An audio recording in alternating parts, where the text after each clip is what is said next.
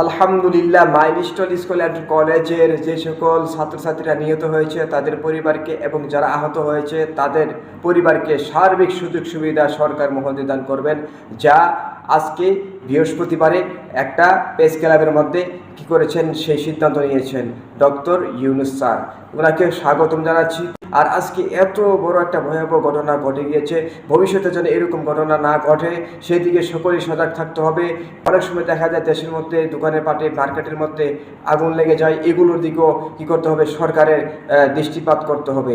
এইভাবে দেশের মধ্যে যেন অরাজকতা সৃষ্টি না হয়, যারা অশান্তি সৃষ্টি করার চেষ্টা করতেছে তাদেরকেও কী করতে হবে, নজরে রাখতে হবে এবং তাদেরকেও শাস্তি দিতে হবে।